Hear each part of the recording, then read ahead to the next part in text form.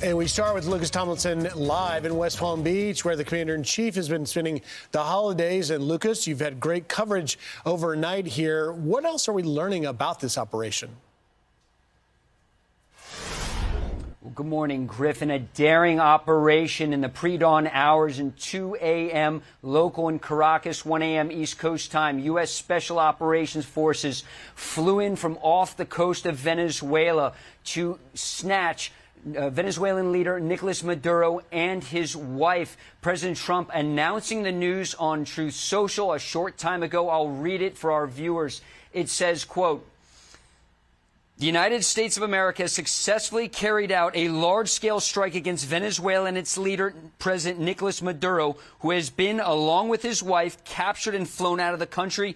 This operation was done in conjunction with U.S. law enforcement. Details to follow. There will be a news conference today at 11 a.m. at Mar-a-Lago. Thank you for your attention to this matter. President Donald J. Trump."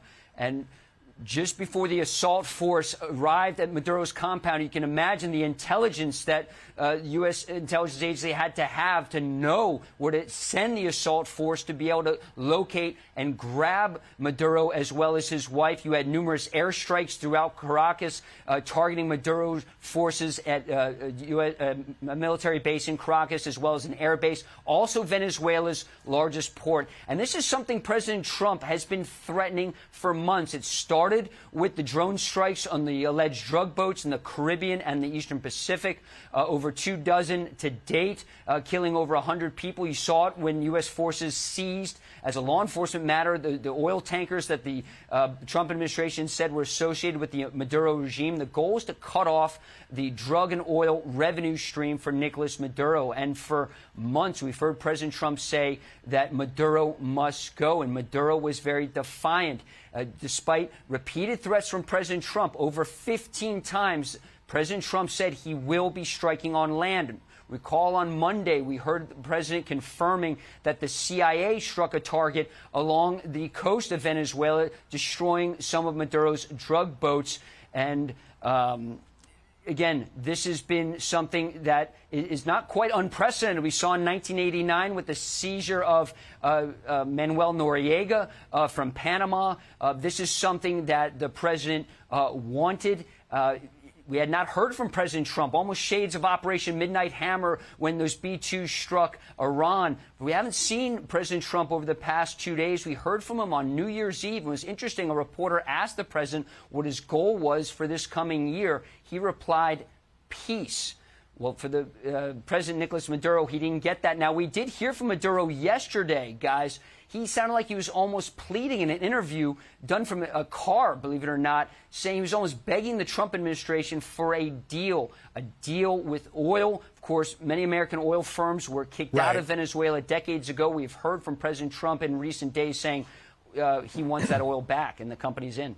Well, and it's excuse me, pretty clear, Lucas, that the clock had run out for Nicolás Maduro to come to the table despite that interview that he did. Lucas, we're just getting a tweet this morning from Senator Mike Lee, who is saying just got off the phone with Secretary Rubio. He informed me that Nicolás Maduro has been arrested by U.S. personnel to stand trial on criminal charges in the United States, and that the kinetic action we saw tonight was deployed to protect and defend those executing the arrest warrant. This action likely falls within the president's inherent authority under Article 2 of the Constitution to protect U.S. personnel from an actual or imminent attack. It's interesting as we read that, Lucas, the vice president, Delcy Rodriguez of Venezuela, took earlier to state TV in Venezuela demanding proof of life of Maduro. But it's pretty apparent that it's unclear who is running that country right now. You're looking live at some of the strikes that were carried out there. Do we have any more indication about who is running the country there now, and whether or not any of the other individuals like the vice president and others associated with Maduro's regime may be targets still? What's notable, that statement from Venezuela's vice president confirming the news from President Trump that President Nicolás Maduro and his wife were seized by that American assault force, likely either the Delta Force or SEAL Team 6, flown by the 160th Special Operation Aviation Regiment, the Night Stalkers, the most elite pilots in the world. It's notable we saw the video of those U.S. Army helicopters flying low over Venezuela under the cover of those airstrikes in darkness, that you didn't see any Venezuelan surface-to-air missiles or AAA anti-aircraft fire. And it's notable, Griff, that I spoke to Elliot Abrams, President Trump's former special envoy to Venezuela recently. He said this was a showdown between President Trump and Nicolás Maduro, and there could only be one winner.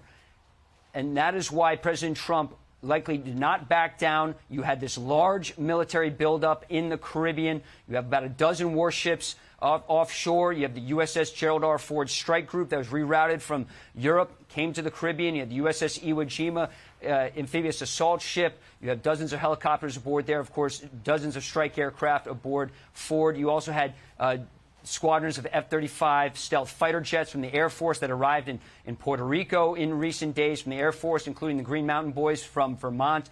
You also had the Marine Corps F-35 Bravo version also on the ground in Puerto Rico. She had this large armada and firepower assembled. You had KC-135 refueling planes in the Dominican Republic. President Trump offered no indication that he was backing down from his threat. And President Trump, when he makes these threats, typically follows through. And that's what we saw in the pre-dawn hours this morning. And again, there could only be one winner in this showdown, and it was not Venezuelan President Nicolás Maduro, it appears. So, Lucas, real quick, we understand that that this operation was successful and is over. But do you have the sense that it is, in fact, over with and the firefight is finished? And then where do we go from here? Well, Charlie, the U.S. military likes to operate at night. The pilots would have night vision goggles. The assault force would have had night vision goggles. That is their perfect time to launch these kind of operations, is under the cover of darkness, not because most people are asleep. Likely Maduro and his wife were probably asleep when they blew up the door and grabbed him. So we've heard from Senator Lee also in that thread you just read. He says he was informed by the Secretary of State that the operation is over. It appears the goal was not just to strike the Maduro regime, and that could have almost been a distraction from the main objective, which was to snatch the Venezuelan president and his wife so they could face charges back in the United States. Lucas, back in October, President Trump sent a clear message to Maduro saying this. Mr. President, it has been reported that Maduro offered everything in his country, all the natural resources. He even recorded a message to you in English recently, offering mediation. What should we do in order to stop that? He has offered everything. He's offered everything. You're right. You know why? Because he doesn't want around with the United States. Yeah, the president didn't mince words, Lucas. This is obviously a signature moment for President Trump and his administration, another precise, swift, and seemingly effective military operation. What do you think we can expect to see from the international community in response?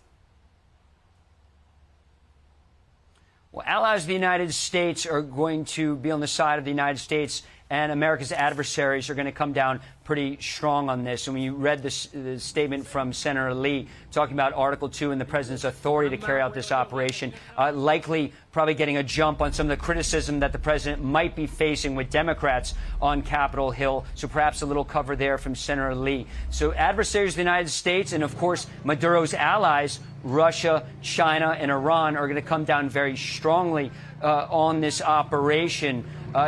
Let's not forget that in early December, War Secretary Pete Hegseth outlined America's new national security strategy. Part of it was bringing back what he called the Monroe Doctrine, taking control of the Western Hemisphere. There are officials in the Trump administration, including Secretary Rubio, that want to decrease the influence of China, Russia, and Iran. Of course, we've seen Hezbollah operatives set up shop in Venezuela in the past.